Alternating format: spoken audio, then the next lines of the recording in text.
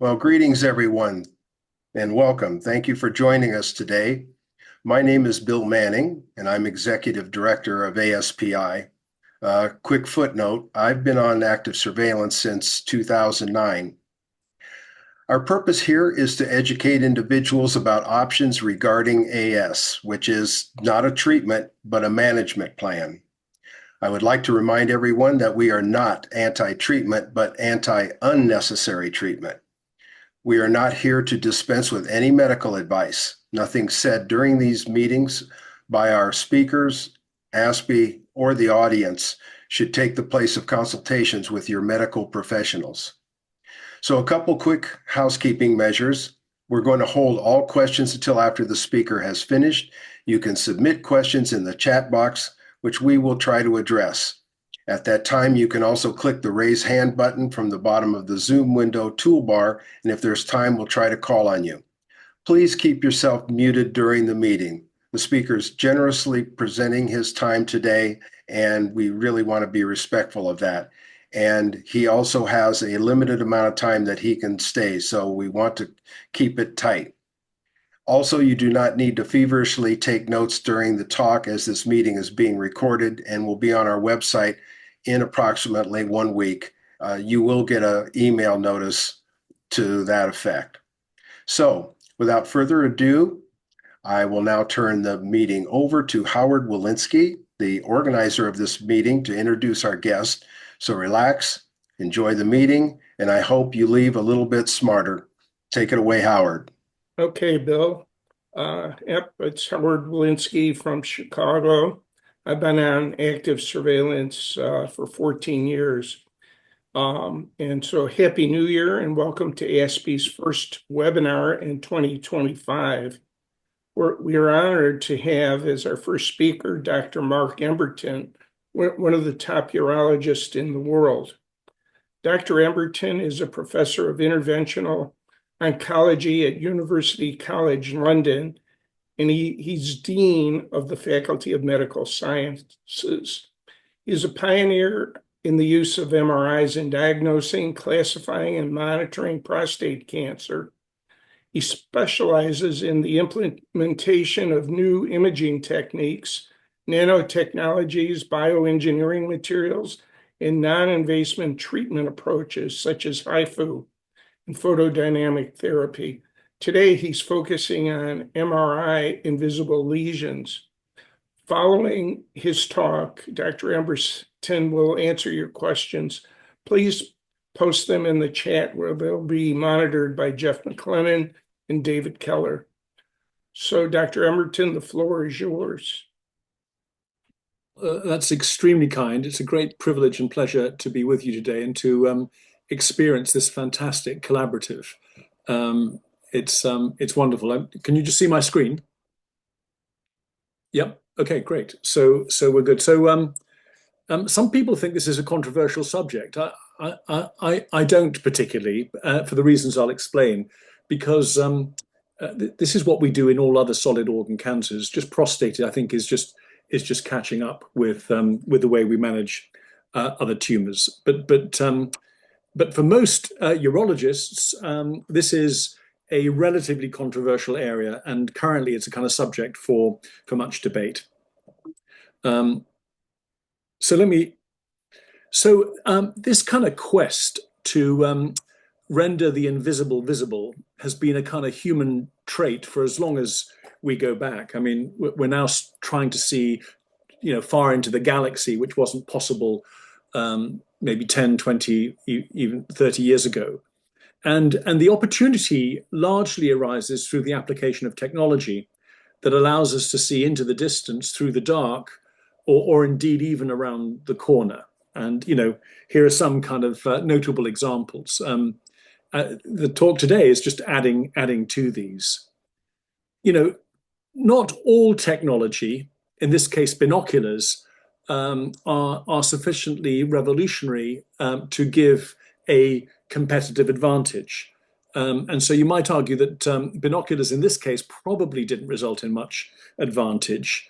But another technology, such as radar, which was trying to do exactly the same thing, which is see enemy aircraft considerably earlier, so you can get your own aircraft in the air, was the key enabling technology. So not all technologies are going to allow us to see or render the invisible visible. And I just want you, there are a lot of technologies on the table at present, lots of ways of imaging the prostate, and not all may work to the same extent.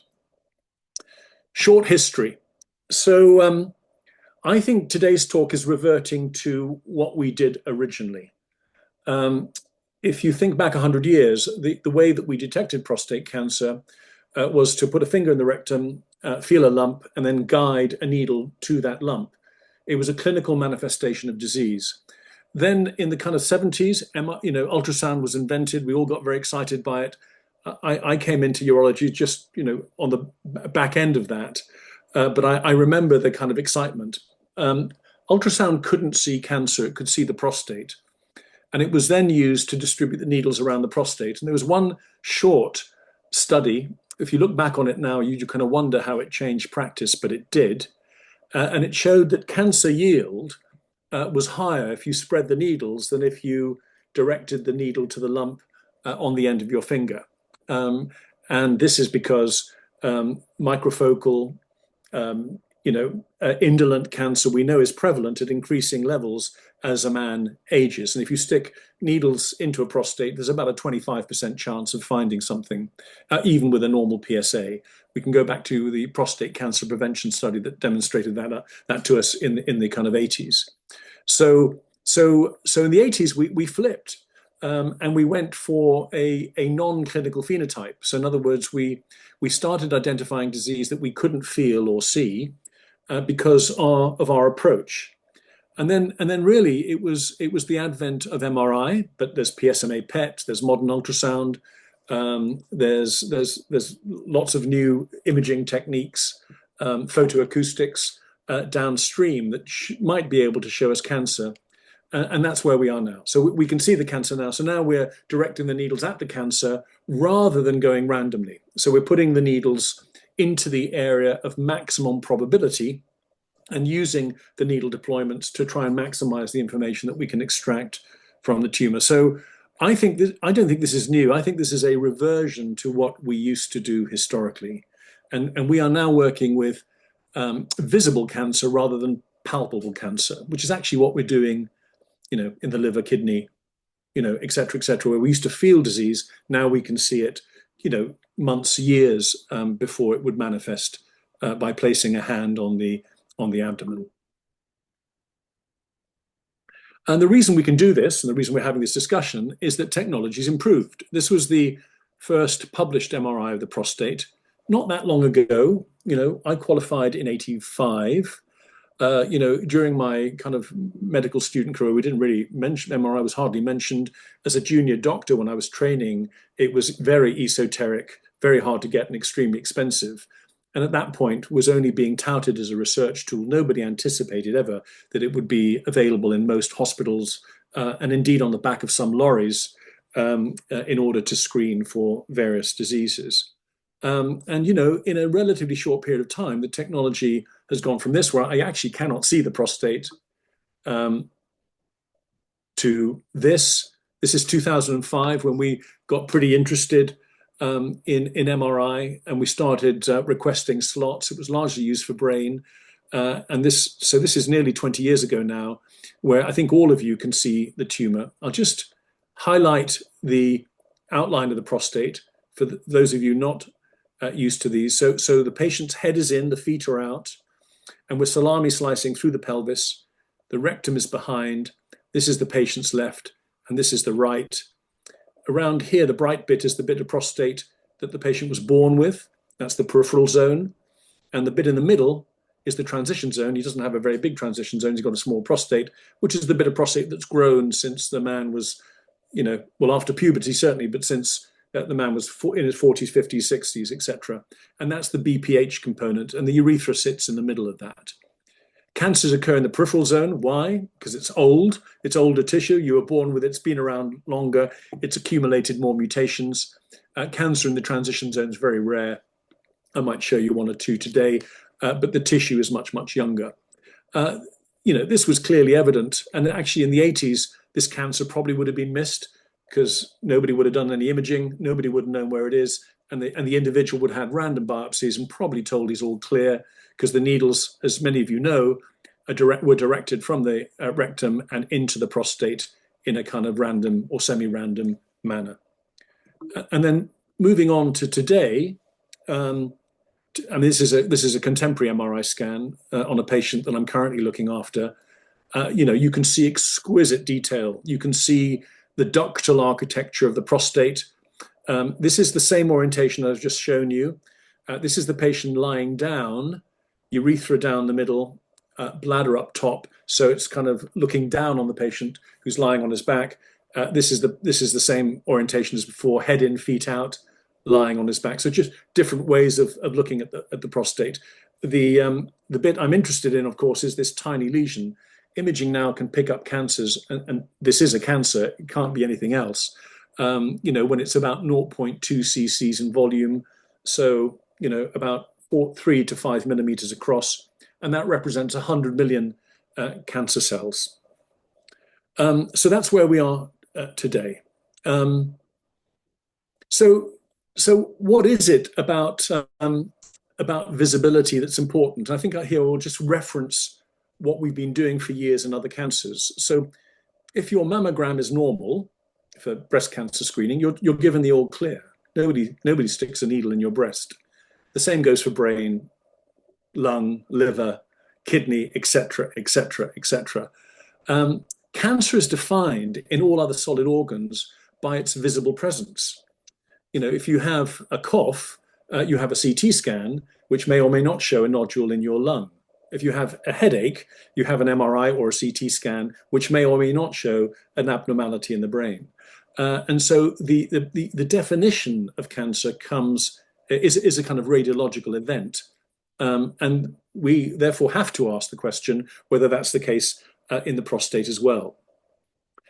If you can see the tumor, lots of studies, we've conducted many of them that have resulted in the global now availability of MRI, and you stick a needle in it, the tumors that you can see, surprise, surprise, are of higher grade, greater volume, obviously hundreds of millions more cells, more driver mutations, in other words, the mutations that are likely to be associated with clinically significant invasive metastatic cancer, and lesions also are much more likely to progress. If they've already got to that size, then it's very likely that they will get to that size. It's just a matter of time. And here are two examples. So here's the smoker having a CT scan of the chest, and you can just see the red arrow pointing to a small nodule. In lung cancer, if the nodule is small enough, it's not considered a cancer.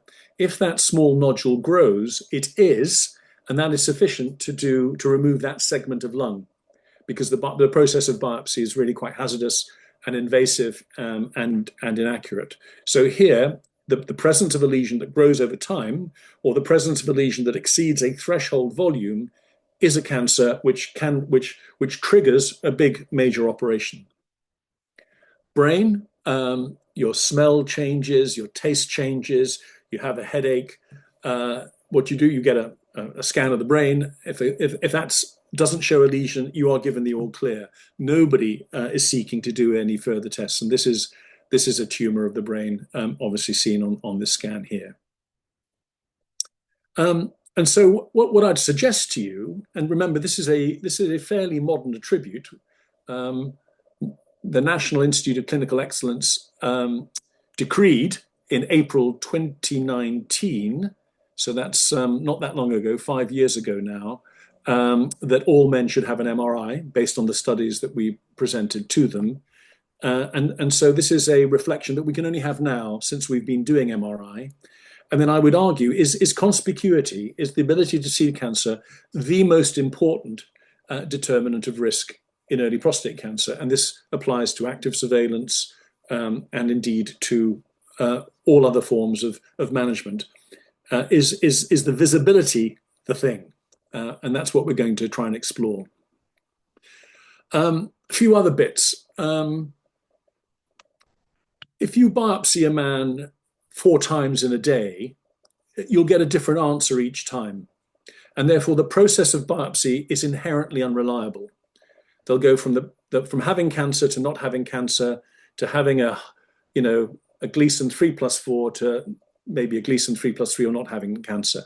And that inherent instability or unreliability is a feature of the sampling that you do. You're always sampling a different bit. It's impossible to sample the same bit, and therefore you'll always get a different answer.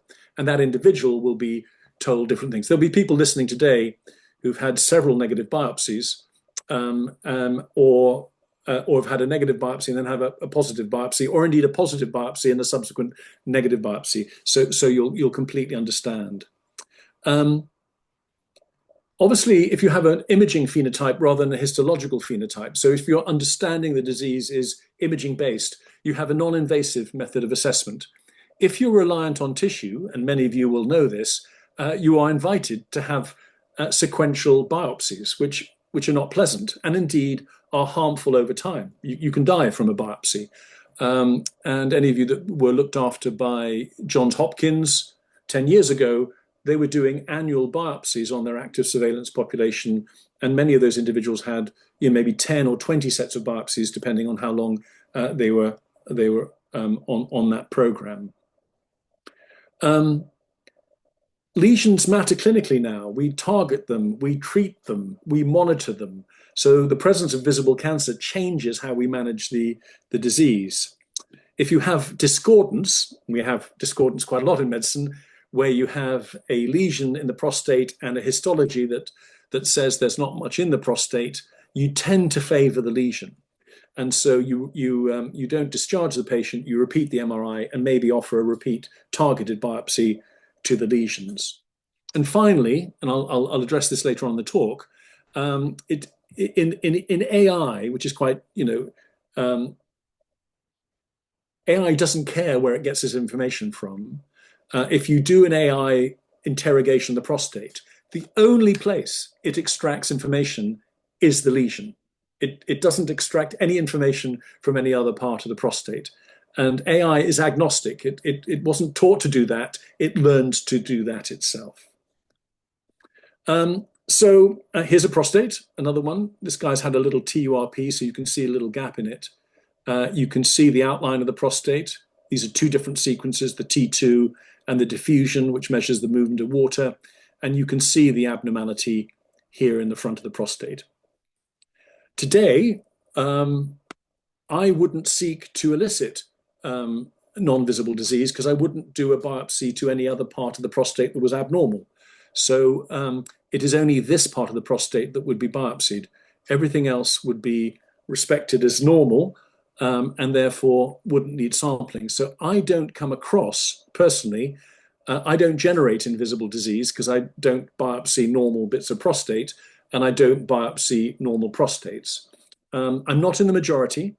The majority, I think, currently would biopsy the lesion in the knowledge that that gives you most information, but would also spread the biopsies to other parts of the prostate.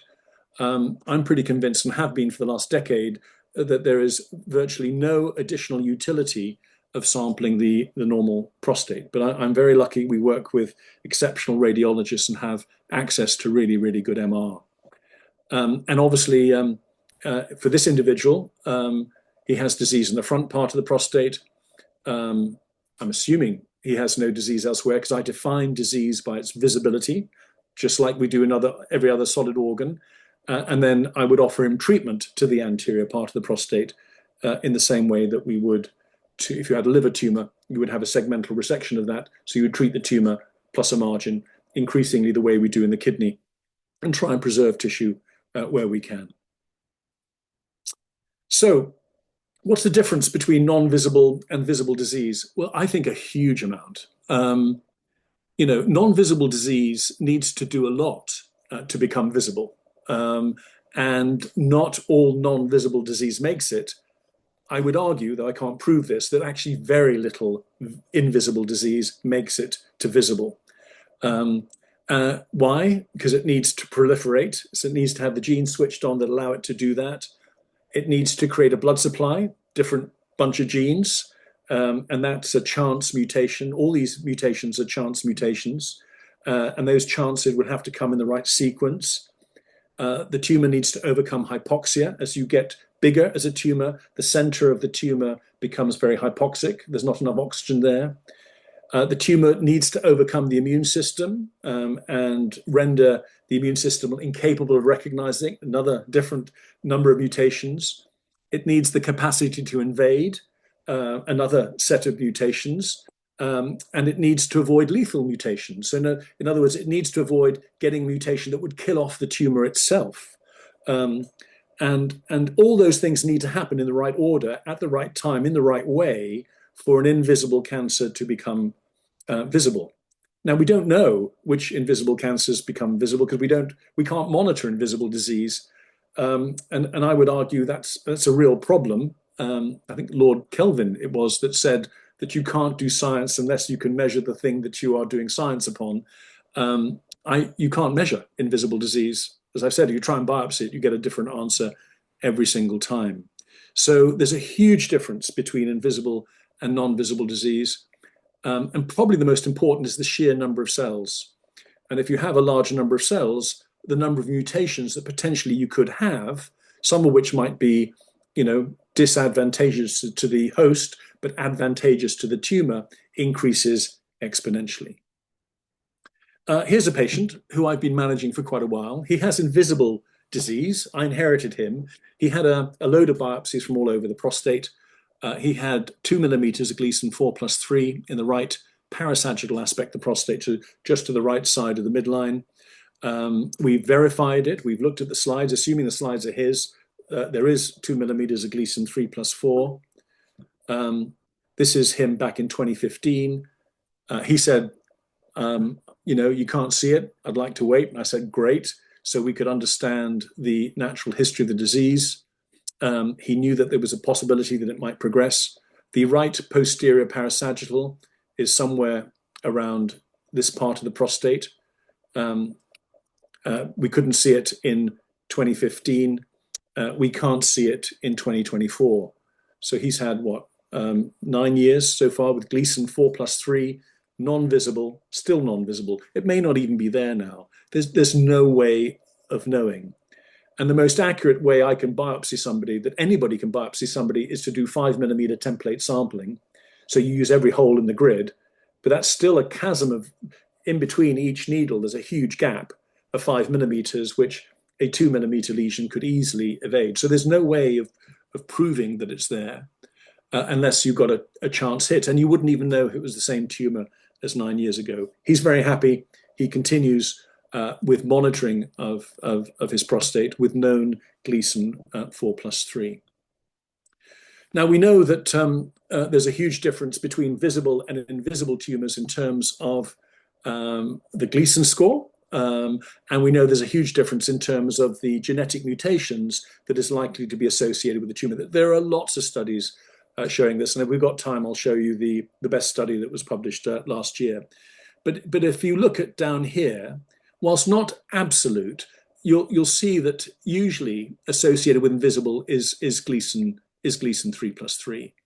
Many have argued that Gleason 3+3 isn't a cancer. It's never spread. Nobody's ever died of it. But you can see that visible disease is usually, and remember, this is quite old now. This is 2018. This is a long time ago. One of the first papers on visible versus invisible disease tends to be of a much higher grade, and we know that they are bigger. So what about cancer that you can see? What about visible tumors? Now, again, here's a prostate. You're all expert radiologists now. There's the tumor in the left peripheral zone of the prostate. This is showing you that although it was said that I was talking about MRI, I'm not. I'm talking about visible tumors in general. And some tumors are visible by a number of imaging modalities. So when I'm doing HIFU, for instance, and I've got an MRI, do the fusion, I can see on ultrasound, sometimes in retrospect, sometimes beforehand, knowing where the abnormality is, one can see the lesion. So you can see it on ultrasound once you know where to look. And this shows you that Many lesions, as we're discovering, the more aggressive ones are PSMA PET MRI positive. There are some lesions that are PSMA PET MRI negative, as in this one. There are some lesions that are PSMA negative, MRI positive, and there are some lesions that are PSMA negative, MRI negative. Now, this is non-visible, and it's interesting, surprise, surprise, that the non-visible lesion is the smallest of all the 4 exemplars that I've showed you. Visibility, however you do it, is very, very closely correlated to volume, to grade, and to underlying genetic mutations. So what about lesions that you can see? How reliable can we be about their underlying nature? And we've got 2 really amazing examples. The first, many of you will have seen this because it got a lot of press.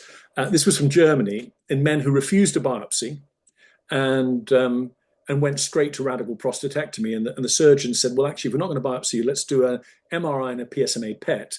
And if both the MRI and PSMA PET's positive, fine, we'll take you to surgery and then we'll find out what was in your prostate. So these guys got surgery straight away, no delay, no harm from the biopsy, nobody got sepsis, no harm to the cancer. That's a different lecture, which I'm happy to give one day, and no false negatives. Remember, biopsies all tests can have false negatives and false positives.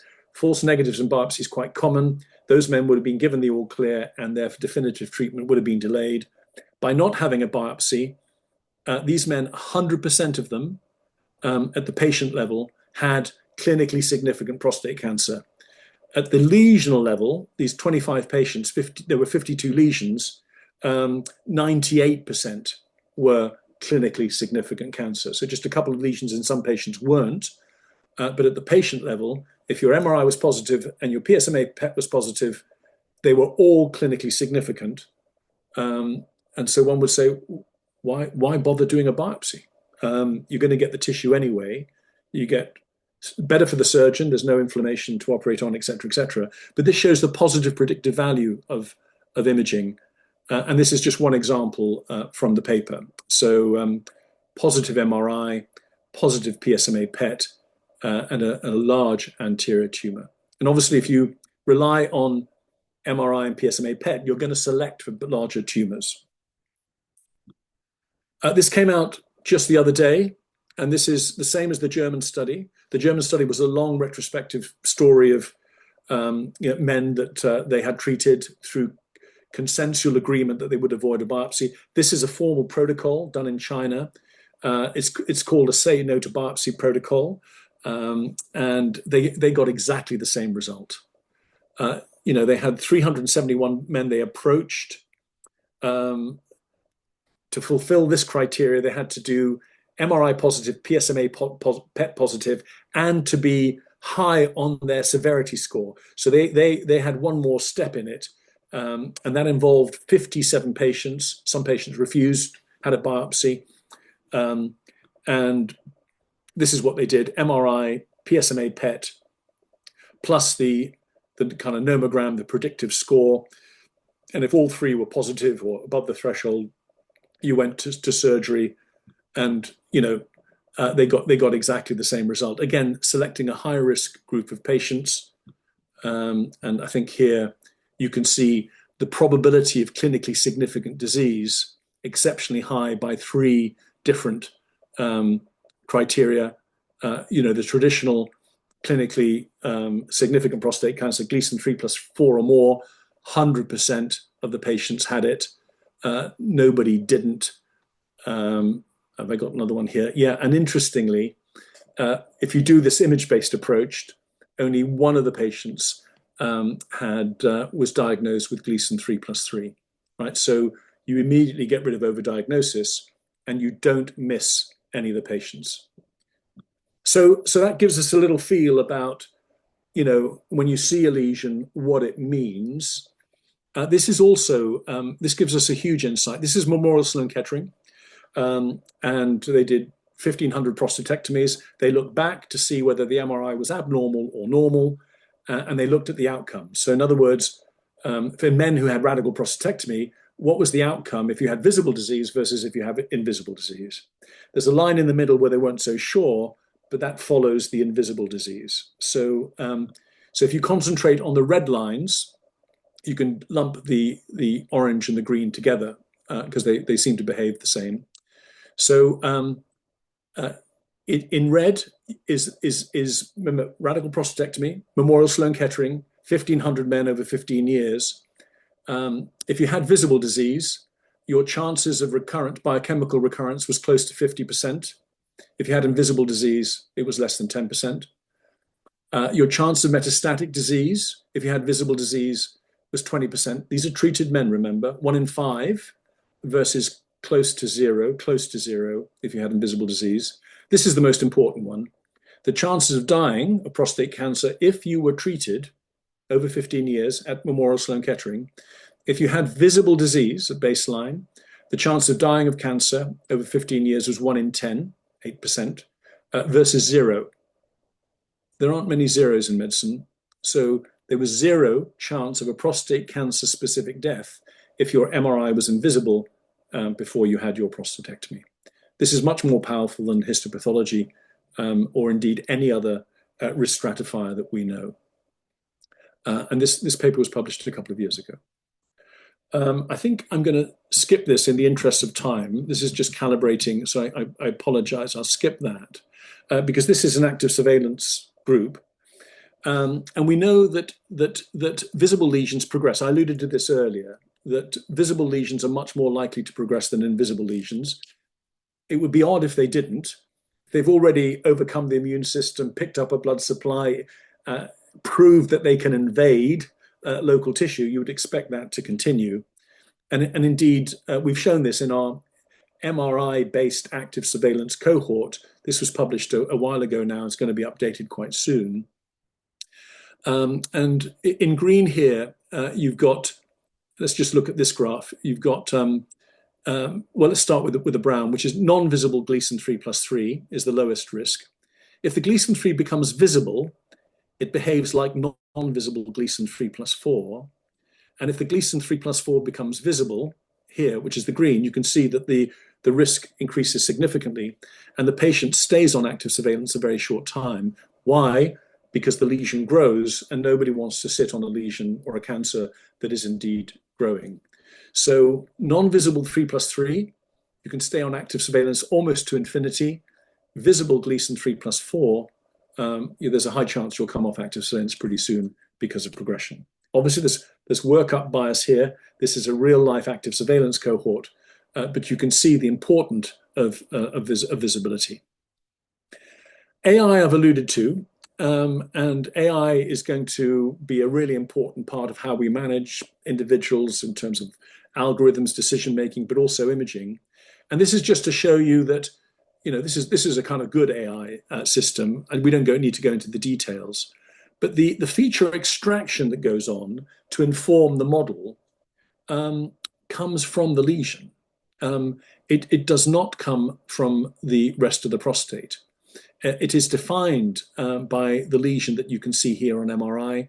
It is segmented here and verified on here, and that is the input into the AI model that these Italian colleagues managed to do, and then show that AI model was, a very, very good predictor, at least as good as radiologists in predicting the presence or absence of disease.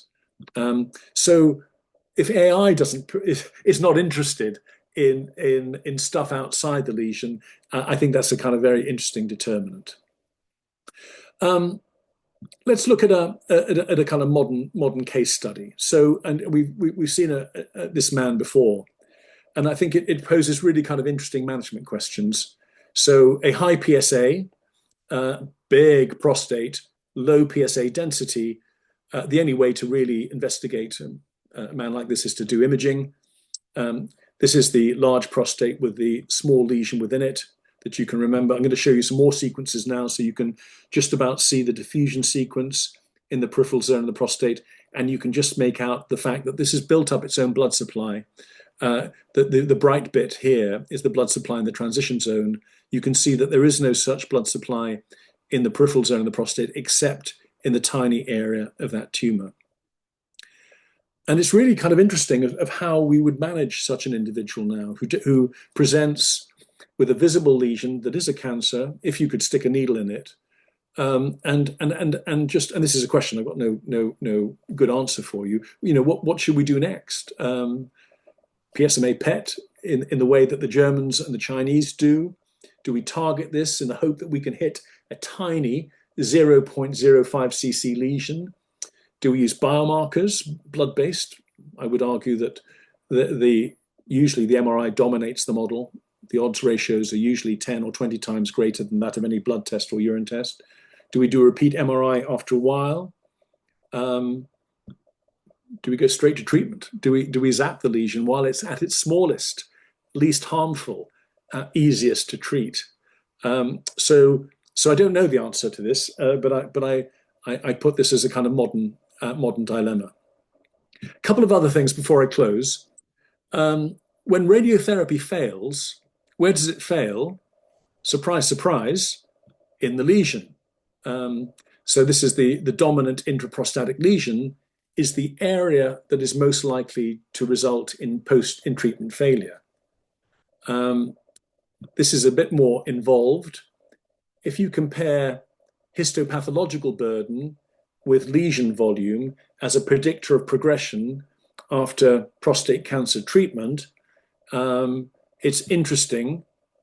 We'll skip that. It is actually the size of the lesion that is the biggest determinant of whether or not you progress in the future. The tumor burden found at biopsy didn't make a difference. It didn't help predict whether or not you were going to progress or not later on. The tumor burden as defined radiologically did. You can see here that it's statistically significant. It's not the amount of tissue that you procure down the needles didn't make any difference to that prediction. And obviously the only other one that came in was positive surgical margins, which is very closely correlated to the tumor volume and obviously tumor location. So again, showing that it's all about the imaging. Pathology actually has very little input. I'm going to skip that because I know you all want to ask lots of questions. This just tells you about trends over time. And I'm going to stop here. And this is the best kind of study that we've got. This is 2 years old now. And I think it's really interesting because it compares visible and non-visible lesions. And this is the kind of what we call hierarchical clustering. So it tells us where tumors came from. And in green is invisible and blue is visible.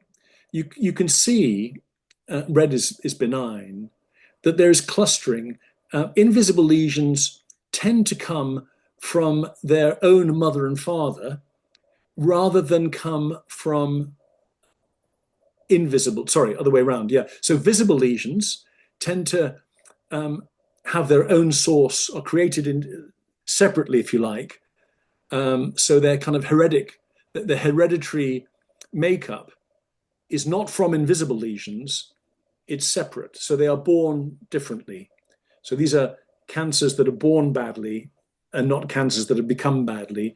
And visible lesions tend to come from a kind of different source. So they may be completely different in terms of their hierarchy. I won't bore you with that. So just to say that there are lots of new forms of imaging in the future that are going to help us, and I suspect recapitulate biopsy, because the issue of visibility is so important. Our ability then to feature extract from the lesion is going to allow us to recapitulate histopathology and result in fewer and fewer biopsies being needed in the future. And I would argue that in time, we will be treating prostate cancer with very, very few biopsies indeed. Such is the information that we can extract from the imaging. This is one type of imaging that we've developed, that it's 5-minute scan, just T2. It's called luminal water fraction imaging, and tries to recapitulate the underlying histopathology and helps us discriminate cancer from non-cancer. This was a lesion on MRI that was not there on luminal water fracture imaging. That man would prove to be benign. Here's a lesion that was present, that was also present on this 5-minute scan. He had Gleason 3+4. So it may be that these kind of heat maps that can be generated might be all you need to determine whether or not there's clinically significant prostate cancer in the future. Hyperpolarized MRI, we can now get access to the metabolic status of the tumor in the prostate non-invasively. This is defining cancer not by its shape, not by its color, not by its contour, but by the way it makes energy. And there's a big revolution happening this year, next year, to come up with machines that allow us to do hundreds of these a day. Historically, they've been a very expensive, difficult thing to do. So in summary, thank you once again for allowing me to share these ideas with you. I think they're going to result in much improved care, as I've alluded to. I think we're moving from a histology-based understanding of disease to an imaging-based one, no different from any other cancer. I think we're becoming less and less concerned by non-visible disease. I've done a short clinic today, I've reassured several patients who are very concerned that their disease is non-clinical. We can't see it on MRI. We can watch it. They just need an MRI every couple of years. Many of us no longer seek it out. I don't see non-visible disease because I don't stick needles in normal bits of prostate. And I think when non-visible disease is found, and many of you on the call will have non-visible disease, I would argue that's the most important thing you need to know about your disease. If you have non-visible disease, based on the Sloan Kettering data, you're going to be very safe indeed. Thank you very much. Well, thank you, Dr. Emberton. I'm assuming you're sticking with your plan, so we only have 15 minutes for questions. I'm going to open with a couple. We'll shift over to David and Jeff, and then we'll rotate it around a bit. But something very basic, just to be clear, how do you define a lesion? What is a lesion versus a cancer? A lesion is something you can see. And these days, obviously, there are lesions that we're sure about. Some of the slides I skipped through, when you have a PIRADS 5 lesion, it's virtually always a cancer. There's not much else that it could be. When it's not a cancer, you've probably missed it. If you've got a PIRADS 3 lesion, that means it's kind of indeterminate. They're not quite sure. The prostate is neither abnormal nor normal. That could be many things. Usually inflammation, sometimes Gleason 3+3, sometimes a mixture of inflammation. So lesions are things that we can see. There's a range of meaningfulness in all lesions that we elicit in the body. You can have a brain scan. The radiologist could say, well, actually, there's something here. We're not so sure about it. We don't want to stick a needle in it. Let's repeat the scan in 6 months. And then we use interval progression. That's used all the time in lung cancer screening. So a lesion is something that is abnormal, that returns abnormal signal on some form of imaging platform, whether that be ultrasound, PSMA PET, MRI, and lots of things in the future. Okay, I'm going to ask one question, then I'll switch over to Jeff, and Jeff will switch over to David. Probably most of the patients here have a Gleason 6 or a 3+4. You also mentioned that this invisibility issue might be something for guys with 4+3. But what about even higher Gleason scores? Is there invisibility with 8s, 9s, whatever? I think it's very hard to find those. In the PROMISE study, which is the best, the most deeply phenotyped, the best characterized group of patients anywhere in the world, and it will always remain so. They had 5mm sampling plus 12-core truss biopsy sampling plus MRI. If the MRI was negative in that cohort of 553 men, there were no men with grade group 3 or more. 0. This is the second 0 I'm sharing with you today. There aren't many zeros in medicine. So I would argue if the MRI scan is normal, when people are subjected to the most arduous verification test, we found no truly high-grade tumors. Okay. Jeff, how about a question or two and then move on to David? Sure. Great to see you, Doctor. Let me ask you about the little competition. I think you referred to it between the BPH and the tumor. Is there any kind of correlation or relationship? Would be the first question, and then the second question for me is PIRADS is subjective, like Gleason scoring. It's read by a human being. Will AI be the tiebreaker? And you can answer those in however you wish. BPH is always there. It's always been the part of the kind of challenge in prostate cancer diagnostics, because it's the BPH component that makes every single prostate unique to the individual. It's like a fingerprint, it's like an iris. And that's why interpreting a prostate is so difficult. A brain looks the same in everybody. Einstein, and I'm sure our chairman's brain, look very, very similar. Their prostates will look very, very different. And that makes it difficult. That addresses the kind of last question. BPH normally, BPH gets you in front of a urologist because big prostates will have a high PSA, you'll get referred. BPH normally confers low risk on you. If you kind of get rid of the confounding of actually entering healthcare, because you will have a low PSA density usually. So it's small prostates with high PSAs that we worry about. They are the people that are going to harbor significant cancers, and it's the small prostates. So the prostates that image really well are the larger prostates. Surprise, surprise! I showed you some very large prostates that look beautiful on MRI.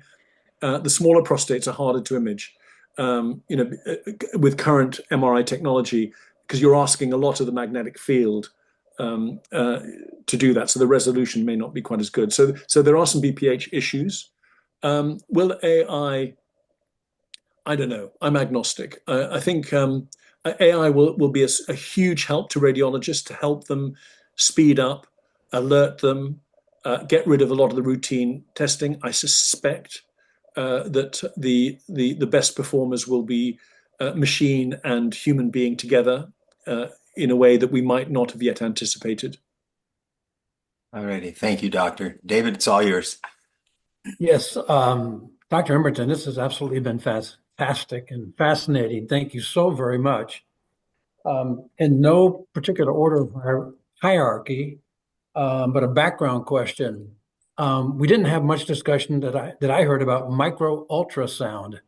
We've been told as patients that seems to be looming in our horizon as a possible option versus an MRI. What are your thoughts on micro ultrasound? Yeah, I mean, I mentioned ultrasound several times, and by that I meant modern ultrasound. Micro ultrasound is just one of the, ultrasound technology is improving as well. Micro ultrasound is one. There are several companies that are doing some post-processing using AI to look at the background kind of information rather than the stuff we're presented with. I don't care how lesions are elicited. I think it's important that we elicit them, and whether it be ultrasound. And I think actually each type of imaging, as I illustrated with PSMA PET, feature extracts a different aspect of the tumor. Mm-hmm. All ultrasound can do is measure the speed of sound, essentially. MRI looks at three different components, blood supply, tissue density. PSMA PET looks at the presence of PSMA antigen on the cell surface of the cancer. So again, it's unidimensional. I'm using PSMA PET a lot to help the MRI. I think in the future I'll be using ultrasound as well. And so, but that's luxury. It's getting very expensive now. PSMA PET in the UK is a couple of grand. MRI is very cheap in the UK. Ultrasound is not cheap because you need a human being to drive it. So I'm agnostic. Okay. On PSMA PET, is there some letters and numbers after that you prefer, like 18F, something, something? In other words, is there one PSMA PET that's better than another in your estimation? I don't think so. No. I mean, this is very early days. All right. So PSMA PET, as everybody knows, has been used to stage outside the prostate. We're now using it to give us information within the prostate, and we're using it. We started using it in men that couldn't have an MRI, maybe had a bit of shrapnel or some metal in their eye or something, so you couldn't put them in the magnet. The next best test was PSMA PET to tell you where to put the needles. And now we're using both together to try and get a double hit in the way that the Germans and the Chinese have done, which gives you virtual certainty you're dealing with a cancer. And just to make sure that the rest of the prostate is clear, particularly if we're contemplating focal treatment. The radiotherapists are using PSMA PET to augment radiotherapy onto the tumor and de-escalate the amount of dose they give to the rest of the prostate, thereby increasing the efficacy of treatment and diminishing the harms. Okay, I'm going to take. Howard, could I just jump in with one very quick, simple question we got, which was, Doctor, what's your definition of a small prostate size? Yeah, I mean, I saw one that was 20 cc's today. Less than 30, I think, is the cutoff. Okay. I did want to jump in with one. I think you mentioned it a couple of times. I'm not sure that sampling the prostate with biopsies can potentially exacerbate the cancer. Did I hear that or not?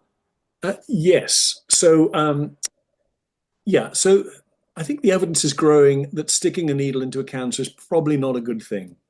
I mean, this is a different lecture, all right?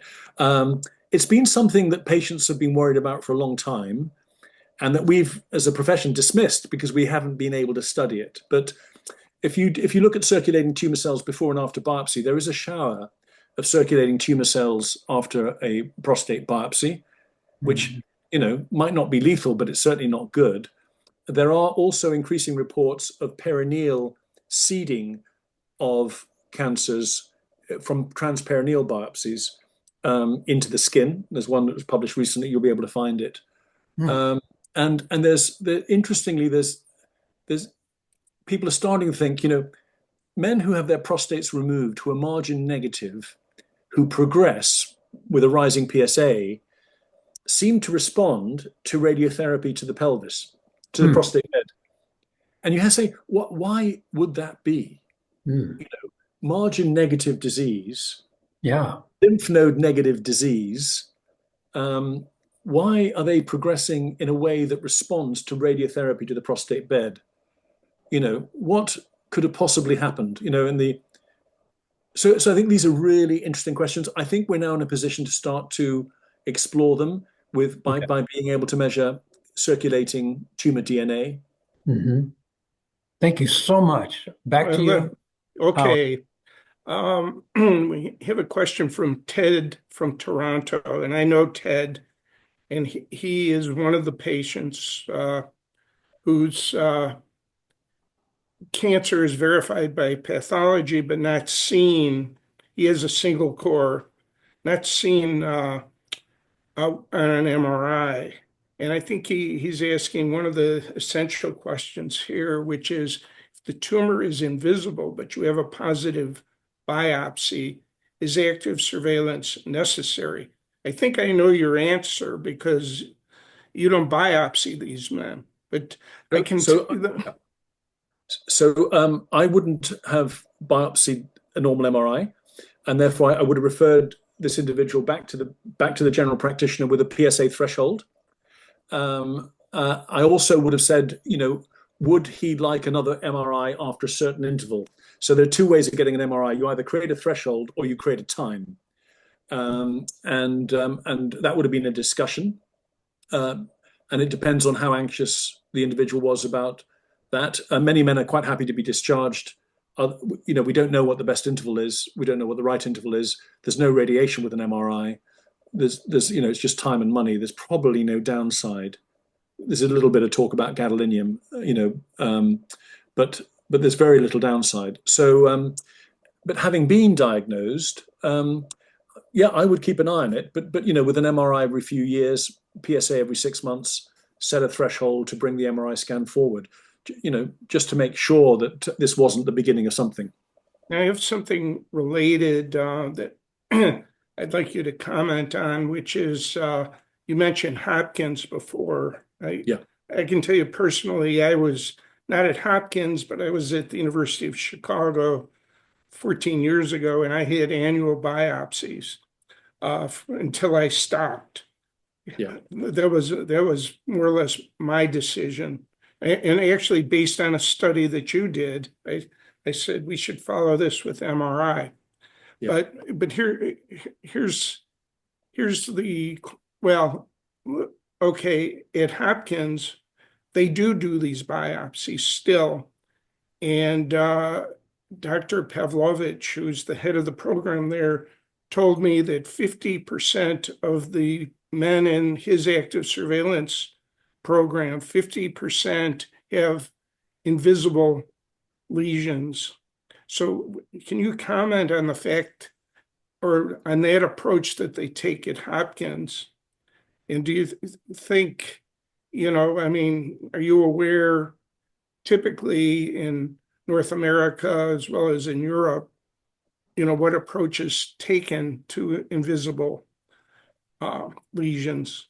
Well, it's gone away. We don't see it anymore because we don't look for it. So we only biopsy lesions, and increasingly around the world, that's the trend.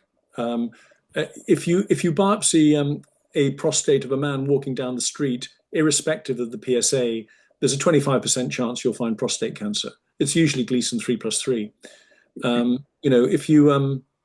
If you ignore PSA, and I skipped these slides in the interest of time, but this was our reimagined study that got a lot of press. So we went to the population, did MRIs on them without PSA. If they had a lesion, we did a biopsy. The chances of finding clinically significant cancer was extremely high, kind of 1 in 10.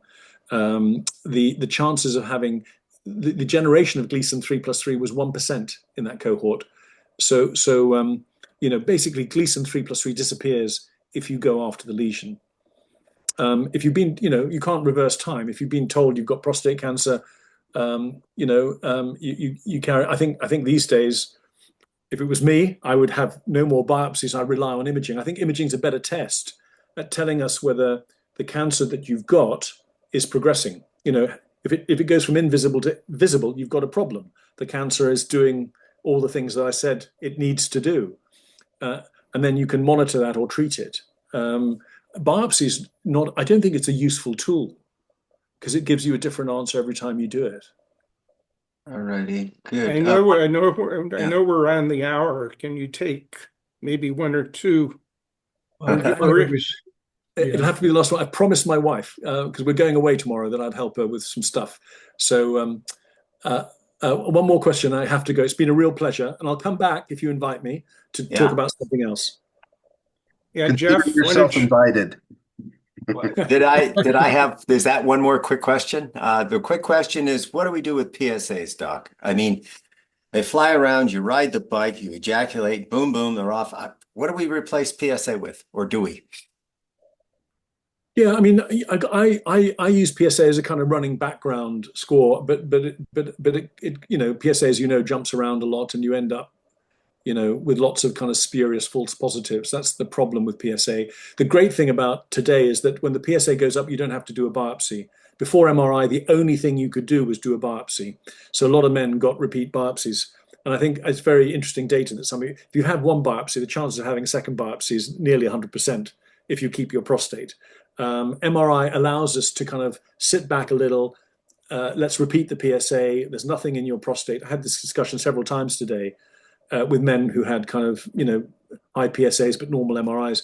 It just buys you time. It allows you not to panic, not to do a biopsy unnecessarily. Usually there's a regression to the mean and the PSA normalizes.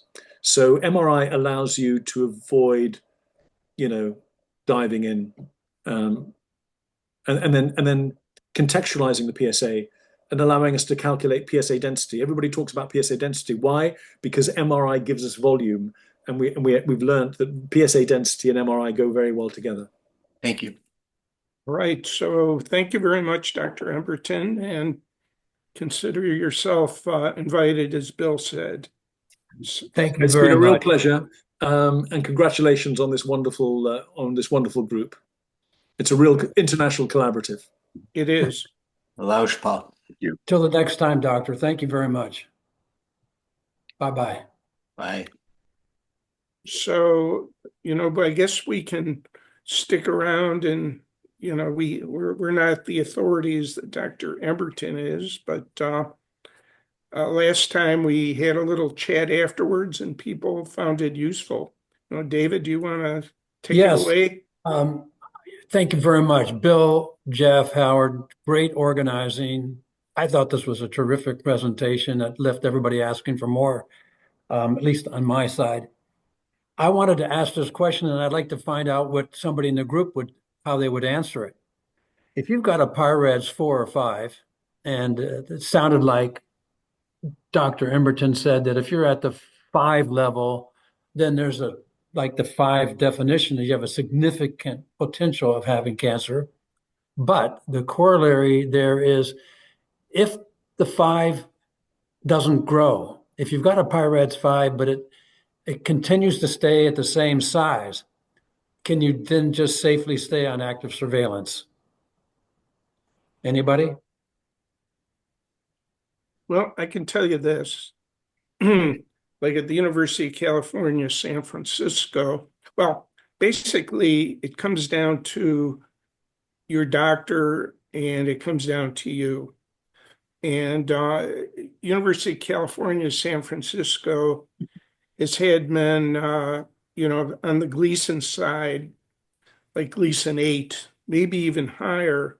It's the men's choice, and they can continue on surveillance if they wish. And this has been true since the late 1990s. I don't know if that answers your question, Bill, but and then there may be guys in this audience who have Gleason 4+3 or higher who are on surveillance. It can happen. Maybe one of them can speak up. Howard, it's Phil Siegel. Hey, Phil.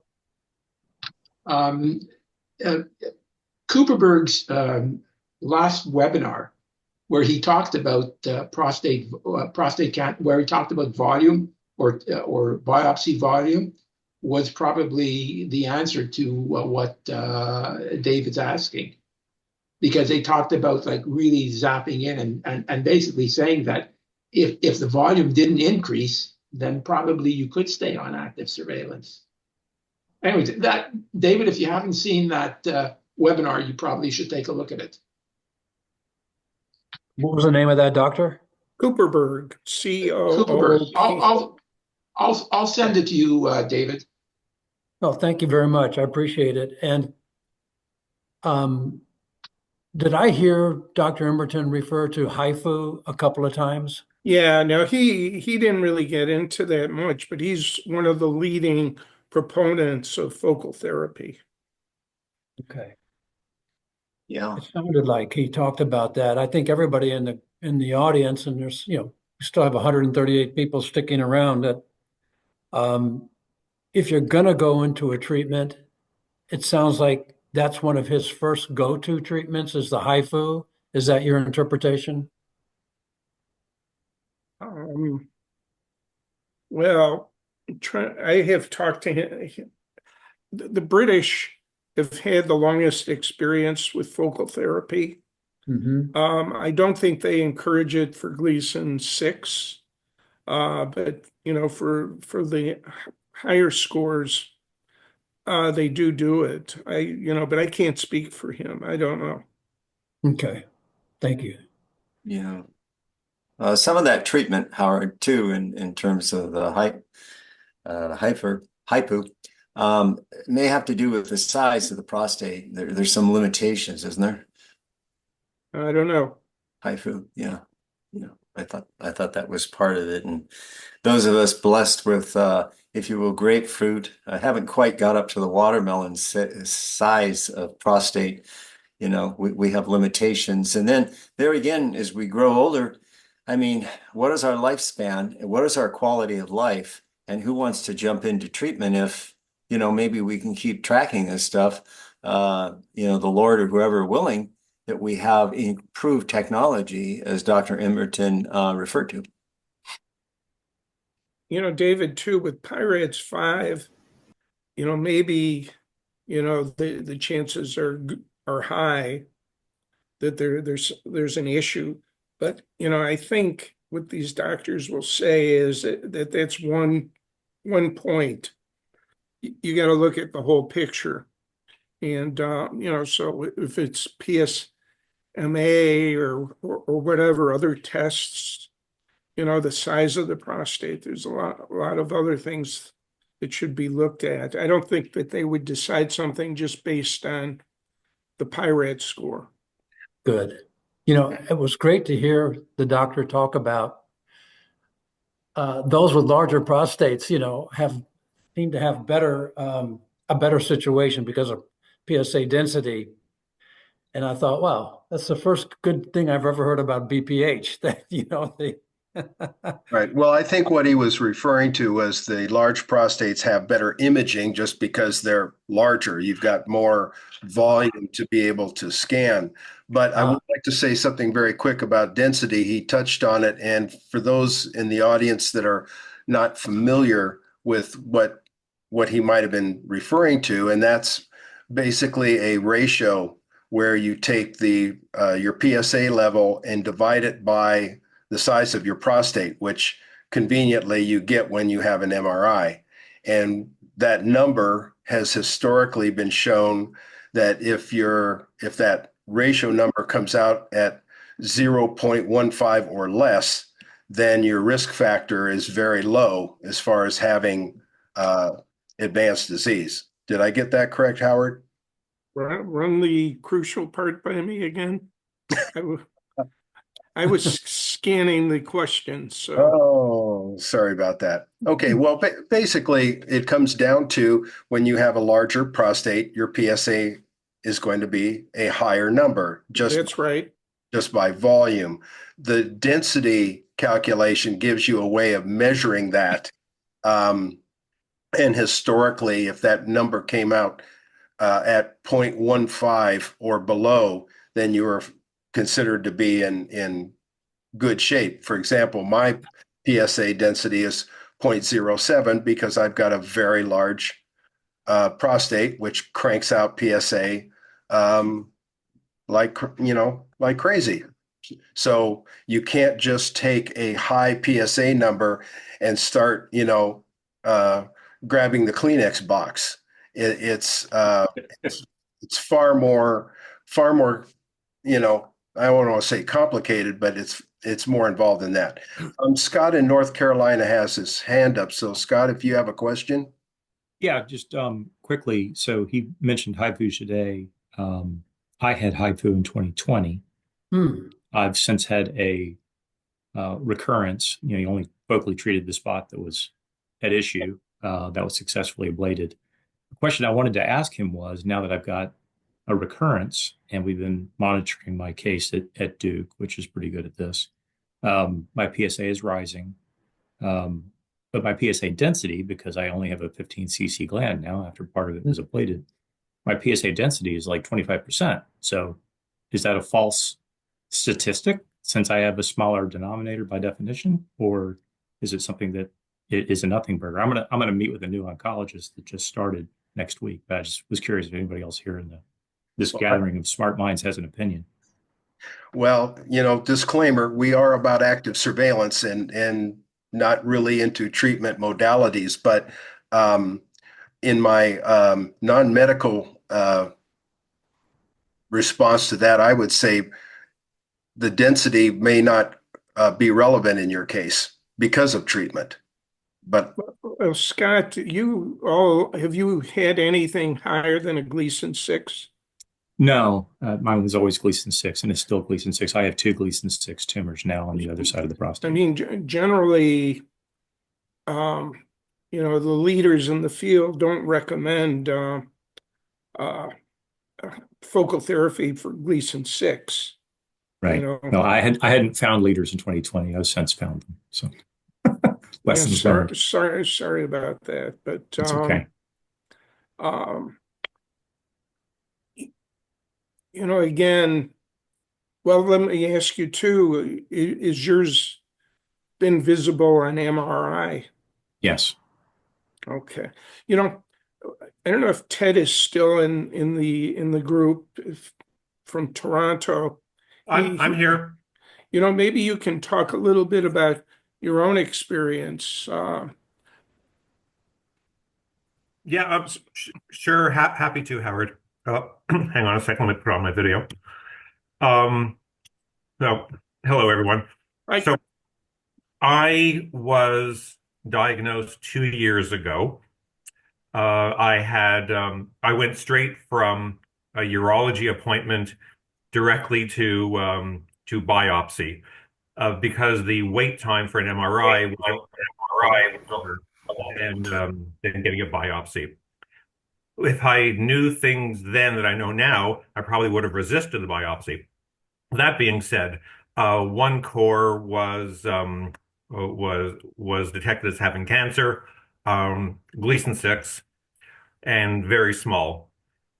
8 months later, I had an MRI and it was invisible. And Howard wrote about that about a week ago. So right now, I'm on active surveillance. I get PSA tests every 6 months. To the best of my knowledge, my urologic oncologist is not contemplating future biopsies. But if he does, I would first say, hey, let's do an MRI first, especially since listening to Dr. Emberton, who is suggesting MRIs, I think he said like every 5 years, but regardless of the frequency, using that as the trend, that and the and PSA rather than doing biopsies again. So that was my experience. I mean, I'm happy that I'm still on active surveillance because I know that I've got something, but I'm also reassured that the chances of it becoming anything more significant is very low. So, because you asked the question of whether these guys like you should even be on active surveillance, and I think Emberton's answer would be no. And that was the impression I got as well. Yes. Yeah. Now, if you were a patient at Johns Hopkins, they probably would have discovered that you had, well, maybe everywhere, anywhere, that you had invisibility after you had a biopsy already. That happened to me. I haven't had either one of those since I switched doctors, and the doctor wanted to set up a baseline. I'd already been on active surveillance for about 5 years, and I went to a new doctor, and he did an MRI on me first, and they couldn't see anything. So I'm an invisibility guy too, and he did a biopsy anyway, which I really opposed. So there's different opinions within the patient community about this. I mean, I would have preferred to have walked away and be doing something else with my life, So Right. Well, in my circumstance, obviously I can't speak for anyone else. In my circumstance, active surveillance means PSA every 6 months, follow-up conversation with my oncologist, and it's a phone call. I don't have to go down to the hospital. I don't have to wait for hours and hours waiting for him. It's simple. So if that's what active surveillance is for me, I'm very content to continue. If it was more involved, then I might think twice. I don't know. Yeah. Well, thanks, Ted. Anybody else in the audience in Ted's situation, where that you have a pathology report that says you have a Gleason whatever, but the MRI doesn't see anything? Guys, I just had a MRI on Monday, and the report is no visible lesions, nothing specific to a Gleason 7+. This call's helped me a lot. I've been on active surveillance now for 8 years. But however, it said the prostate's 138 cc's. And I think I just did the math with a 9 PSA. That's down to 0.06 maybe. So I'm relieved. But again, I want to remain on active surveillance like Ted there. Yeah, Bill. So did you initially start off? Are you a Gleason 3+4 or what? 3+3. Oh, you're okay. So you're a Gleason 6 all along. Yeah. And so under the protocol, every 3 years, let's do an MRI. And I've had two biopsies, which she found out of 14 samples, three, but it was like 0.05 or point. One was 20%. So it's in there, but the MRI confirmed there's no lesions. Yeah, and Ed, where are you seen? Where do you go to the doctor? Where do you live? I'm down here in South Charlotte, North Carolina. So, but do you go to Duke or do you go to some major center? No, not at all. Just to my urologist. And your urologist, has he or she made a point about this invisibility factor? No, but that'll be our next discussion. Well, I think you'll be able to tell her a thing or two. This call again has been extremely helpful, and I'm very fortunate to be part of all you guys. And 179 folks on the call today is the highest I saw. That's impressive. Thank you for what you guys do. Yeah, well, I think we've only had one other. Well, we had over 400 register, so you figure usually about a half show up. But David, you got a question? I just had one other thing. My brother had a biopsy. He's 2 years younger than me. And wouldn't you know that those cancer cells are on the same quadrant as mine? We must be brothers. Well, let me ask you one other thing about that. Have you taken the PROMISE study from Johns Hopkins? No, I haven't. You should check it out. It's a free study looking at your germline inheritance. I mean, if your brother has it, and this has significance beyond prostate cancer. If you have sisters, it might have some reflection on breast cancer and so on. So you should go to PROMISE Prostate Hopkins, and it's a free test. That's great. I'll do that, and I'm sure it'll be I would recommend that to everybody. I took it. Fortunately, they didn't find any irregularities as far as prostate, but they found that I had a mutation having to do with colon cancer. And my mother died from a combination of breast and colon cancer. And my sister has breast cancer, but she also was positive for this colon thing. And one of my brothers was tested, and he was positive for this colon cancer. So you never know. I mean, but it's considered rare and not really considered a major problem. My other brother, is taking the ostrich approach, but but the test is available to anybody in the U.S. who's been diagnosed with prostate cancer, and it's free. It's about a $300 test, and the actual test is from Color Diagnostics. And I know up in Canada, some of the doctors recommend the color test. But the Canadians don't like it because it costs out of pocket. So, yeah. What's the name of this test? I'm sorry. It's the actual test that's used is Color, COLOR, Color Diagnostics. It's about $300. There's probably several tests like this. There's one. It's done by a company here in the Chicago area, and I'm trying to remember their name. I think it's. I'll look it up in the meantime. I think it's PathGo or something like that, or GoPath, and they have a prostate test that looks at germline. In other words, the genes you've inherited from your mother and father, as opposed to the somatic tests where they look at the genes created by your cancer. But at any rate, I'll look that up. Maybe Joe Rosati can share some wisdom. Thank you. Can you hear me? Barely. Can you hear me? Your No. volume's very low. Hi, sorry. Can you hear me?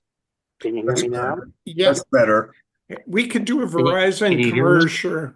Yeah, we can hear you now. Okay, I can already hear you, but I wasn't even going to speak, but I am so inspired today by what I heard because I crossed that bridge of undetectable lesions in 2014. I had my local hospital discover tumor number 1, and then I went into Toronto at Princess Margaret. They discovered tumor number 2. And 10 years ago, they didn't have what we have today, obviously, but I have a great appreciation for how far it's come in 10 years because when my prostatectomy, I had a 3+4 10 years ago, and when my prostatectomy was removed, my surgeon, excellent surgeon that I had, Dr. Matsumoto in Hamilton, Ontario, Canada, said to me, I am so glad that we took the aggressive mode and decided to remove your prostate. And my heart dropped. This is why. Because we found a third tumor during the operation, not prior. And that third tumor was at the worst spot to spread. And so when I'm hearing today the presentation, which was phenomenal, talk about an ambassador, someone supporting what I heard this afternoon it's phenomenal because it's come a long way. It is all about today in 2025, recognizing those visual lesions. Very, very much correct because it could lead to a life and death situation. It's good to know. Steve Hammaker had his hand up a little while ago too. Steve, do you want to ask your question? I will. I'll be very brief. Joseph, I appreciate your comment. I had a conversation. Can you hear me? Yeah. Yes. Okay. I had a conversation with a emergency room doctor in his 70s that had his BPH and had to have it removed, and they did discover 4 that was never detectable in all the tests that he took for the roughly 10 years before I had the surgery completed. What observation? We're 110 present for this seminar right now, webinar right now. We're up to 400 registered at a time, and today we had 179. To every one of them, the question really has become, the lectures are so informative. Why or how do we get doctors to attend these webinars? Give that consideration. Throw it out to all your friends and influencers and medical individuals at every level of medicine, and ask them, what are some of the options that we can get these doctors to these webinars? They're really wonderful. Thanks. Well, Steve. Steve, I wonder if the average physician wants to hang out with patient group, I'm not saying they're against us, but I'm just saying, I don't know if, I think they would prefer to go to a professional meeting as opposed to what we do here. And Well, how much more professional do you get when you have Emberton? yeah. Well, secondly, I'd make them an offer. Give them some money to play golf on Friday. That's a good one. I'd have to start playing golf for that to happen. Let me also chime in, Steve. It's a great thing you suggested, but I've always believed in the relationship with your doctor or your doctors. If I don't get a straight answer out of my doctors, I'm gone. I mean, it's just literally the way I am. So we have to have this balance, and I don't know if that helps or not. Well, let me chime in with something to Steve's point, and that is that the medical industry as a entity is frequently hard to get through to, and there's a lot of reasons for that we don't really need to get into. But at the grassroots level, like what we're doing right now, This, of course, is where men can get educated that can then turn around and ask their doctor these questions that otherwise may not have ever come up. And if they're at that point, if the doctor does not give you a satisfactory answer, or worse, an answer period, well, that gives you sort of, I'd say, free license to go look for another doctor. So I think the moral of the story is, and this is, ASPI is going to be working on that this year, and that's trying to get more of this message out at a grassroots level so that we as an army can help other men who suddenly find themselves in this condition. And that in itself is kind of difficult because it, after all, you're out playing golf. It's, talking about your prostate is not probably first, second, or 10th on your list. But the fact is that this is a critical issue, and it's going to affect most men one way or the other.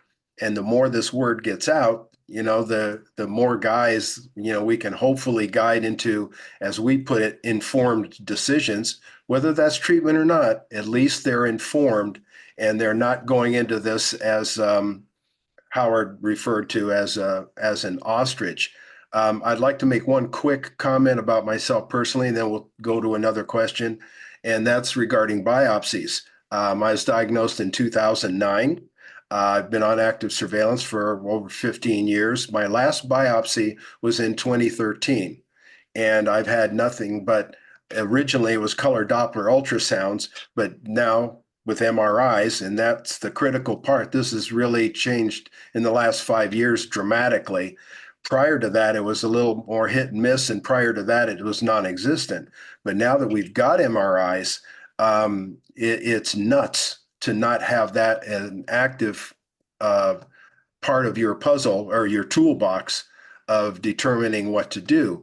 So I haven't had a biopsy since 2013. My MRIs have consistently come up with no clinically significant cancer, otherwise known as invisible. And I'll be damned if I'm going to go out and have a biopsy just for the hell of it, because it might find some more Gleason 3+3 cancer. So that's all I'll say on my end. Yeah, Bill, I gotta point out that I put in the chat box the address, the URL for the PROMISE study, also the URL for GoPath or whatever it is. They have a test called Prostate Now, but anybody who's been diagnosed with prostate cancer can get the PROMISE study for free. So I want to tell them, Howard, that it's very simple. They'll send you a little tube in the mail with a swab in it, and you'll swab, I believe, the inside of your mouth, stick it back in the tube and mail it back. That's the process where they do that's how they get their gene information. Is that correct?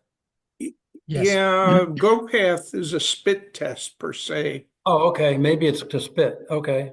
I don't remember with the other one. I've had so many when genetic. I did it, I think it was spit. You're right. Forgive me. So David Buckner. Dave, you got a question? Hi, guys. Yeah, thank you. Thank you for this seminar. It was really good.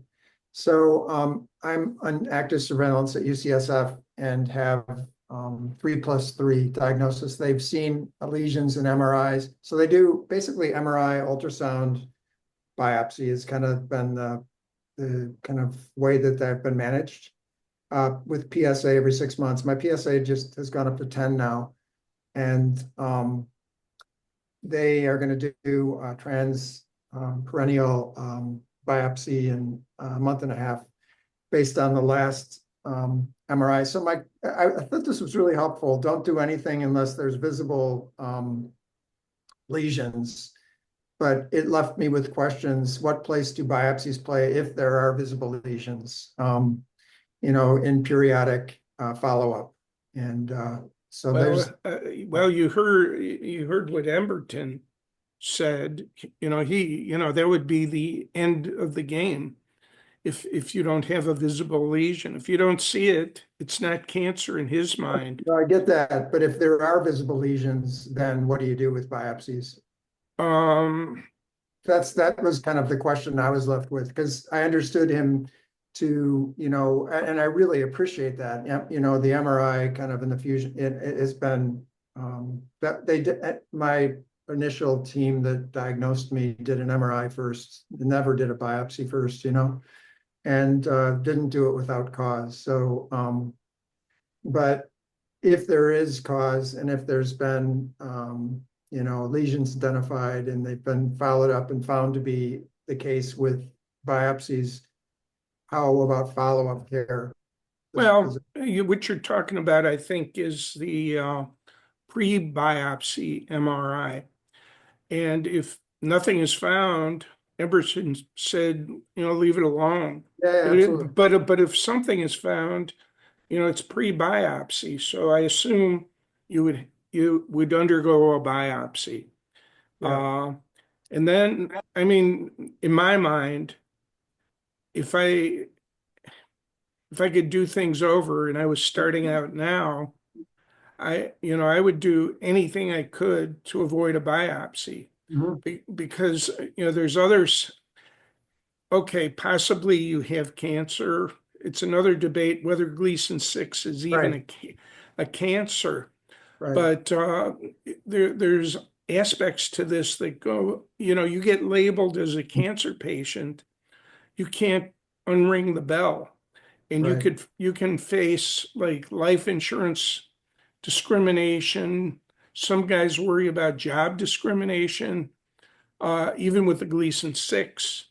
It depends on who your employer is or who your insurer is. But I would personally be careful about having a biopsy. If I had an MRI that found that I had a larger lesion, whatever larger is, I definitely would have a biopsy then. Otherwise, I would avoid it. And then there's the other issue is how often do you have biopsies? Exactly. Yeah. The UCSF right now is saying, 2.5 years, something like that. Yeah. Well, 14 years ago, we were having them every year. No, that's I had six biopsies. No. And there was a lot. And it's funny, at University of Toronto, Dr. Klotz, who's been a leader in all this, for years, he said, the interval he followed was 3 to 5 years. Now he's saying 5 years. So, and a lot of the doctors, I would not go for annual biopsy myself, but some of the doctors are saying every other year. So there's really no solid guidelines on this. But I'm sorry to interrupt. We're getting kind of close to, well, we've actually passed our normal time limit. We've got a few more questions. Let's see if we can squeeze those in before we close the meeting. Yeah, Joe Kimball. How about Joe? Joe. Yeah, can you hear me? Yeah. Mm-hmm. Yeah, good. Well, I think you may have answered my question. Yeah. So say that the MRI shows a lesion, and I have had a biopsy. It does show cancer. Now the question is what to do in future. In other words, another biopsy every 2 years, another biopsy every 5 years, and how would I gather that is still somewhat of an open question. Now, what if you have? Joe, also, I mean, do you have a transrectal or do you have transperineal? And Emberton introduced, a whole other thing in there about, I'm going to have to look for it, the study showing potential seeding. Right. That's a different issue, though, of what kind of a biopsy you have. Now we're talking about having it in the first place, every 2 years, every 5 years. What if you have a follow-up MRI and it shows that the MRI is not growing? It's stable. It's not getting any bigger. Then do you go ahead with another biopsy? No. Well, according to Dr. Emberton, no. All right. But, so again, we're not telling you what to do here. No, I understand that. I understand that. But so you've had an MRI. You've had a biopsy, and the biopsy shows Gleason 6, right? Then you have a follow-up MRI, and it shows that the tumor is stable. In other words, I guess the question is, if you've had an MRI that shows a tumor, you've had a biopsy. Now, can you continue just to rely on follow-up MRIs that show that the tumor is not getting any bigger, and not have to get, yeah. Sorry. I could comment on my own history with a George. fair amount of MRI lesion measurement data. I'm looking at a graph right now of my history. I've been on active surveillance for a long time, some of you know, since 2000. And I've had MRIs since before about 2004, I think, before they were really recording much of the data, and they hadn't invented the PIRADS system. But I have a PIRADS 5, the first one that was done, the first MRI where they reported a PIRADS, it was immediately a 5. And that was a probability that I have cancer. Well, I had Gleason 3+3, 2 positive biopsies, so I knew I had cancer. That didn't tell me very much. The lesion, I had 2 lesions identified early on around 2012 and 2013. And one was a little under 1.5 centimeters dimension, maximum dimension, and there was a little over 1.5. The one with the lower one has remained stable. It was in the peripheral zone. I will say that both of these lesions were seen on ultrasound, Doppler ultrasound before that, and their sizes were very similar to these and have tracked a very similar pattern. One of them has grown over time up to 2.5 centimeters, and then that was about 2000. It looks like 2018, and it's remained the same size ever since then. That's through 5 more MRIs.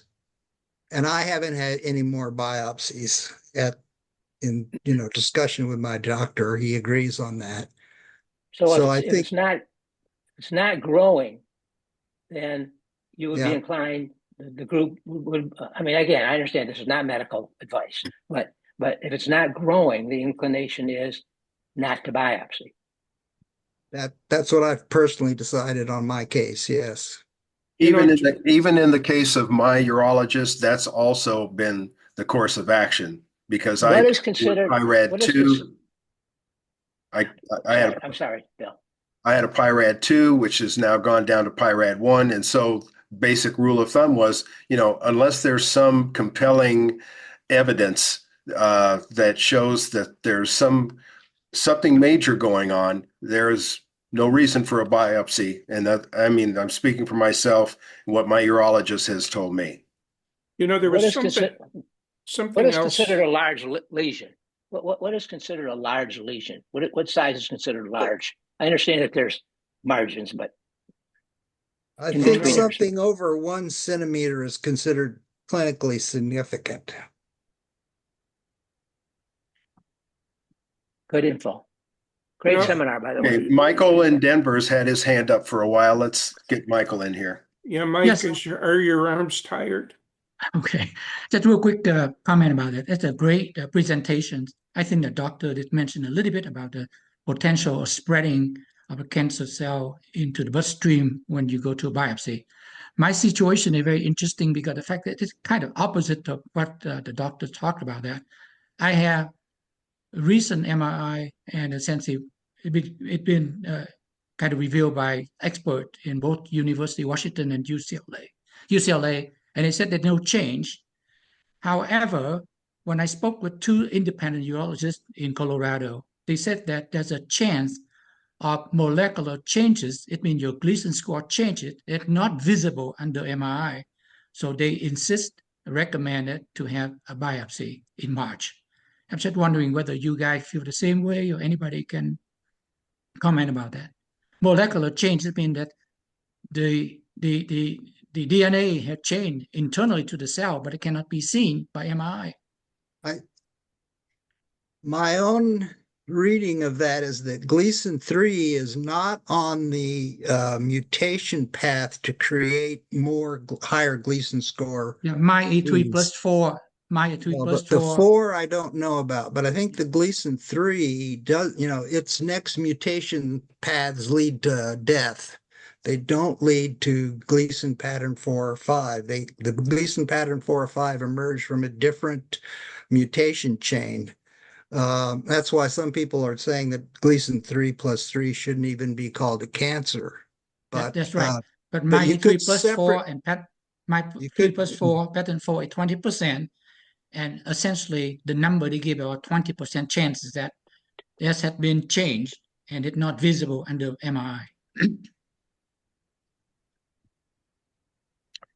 What size was your, you said it's not visible. You have a 3 plus 4 on biopsy, but it's not visible.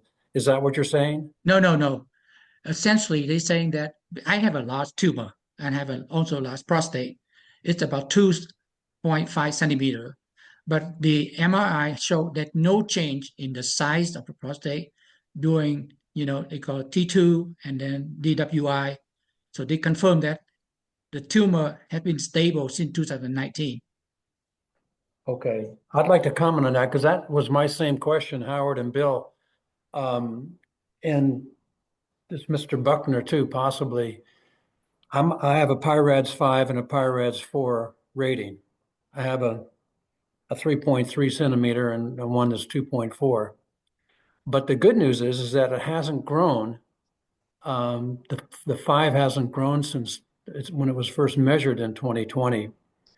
And and upon biopsy, it was a 3 plus 4, but a low percentage 4. So research says you can treat it kind of like a group 1, 3 plus 3.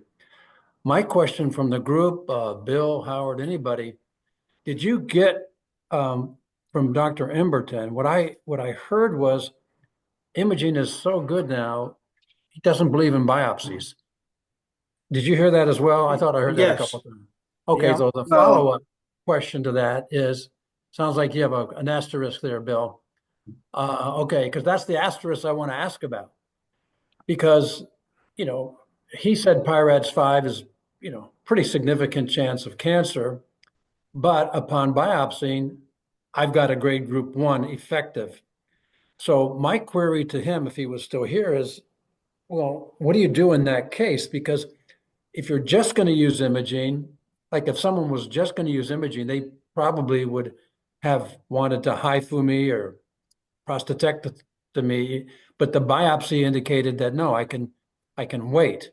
So there's that gray area that I'm a little query of following his presentation. At what point does the image take priority to the point where you don't even do a biopsy? And that sounds like he's in that field. But in my case, I mean, a 3.3 centimeter by PIRADS 5, in his mind, would that automatically have would he have just gone right to a HIFU and not done a biopsy? Because in my case, the biopsy said, well, no, wait, you can stay on active surveillance. So I'm left with a gray area question mark there. Well, go ahead, Bill. David, I think what he was getting at as far as the imaging and / biopsy goes was that he was against biopsying. I don't even know. Biopsying. Having a biopsy, if you had imaging that didn't show anything, but in your case, the imaging did show something. So he would have advised you to go ahead and get a biopsy, which you did. Okay. And then depending on what the biopsy showed, you then decide your course of action from there. I think he was trying to make the big distinction between just automatic biopsies, which he's completely against, versus a biopsy for a reason. I think that's the take home. Thank you, Bill. Good clarification. I really appreciate that. Okay. David, I send you a text. I send you a chat. Can you take a look at it, David?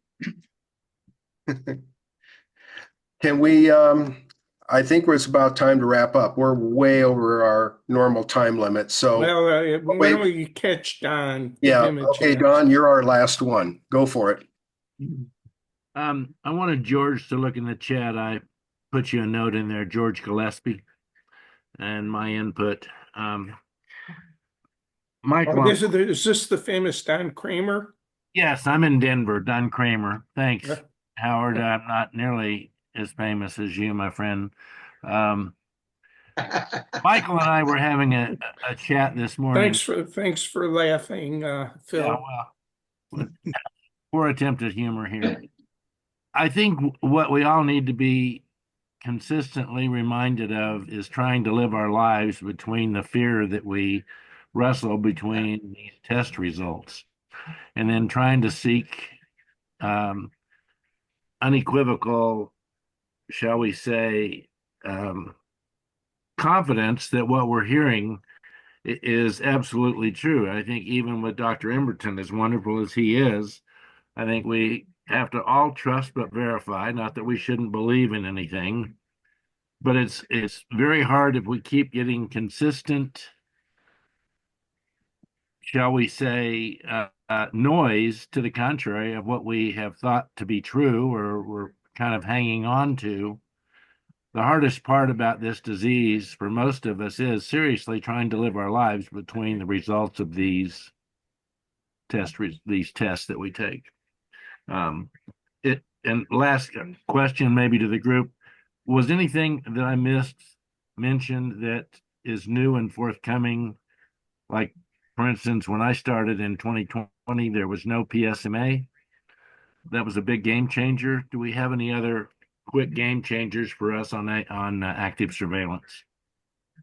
Well, he did make a point, I think his last slide or around there, about the future.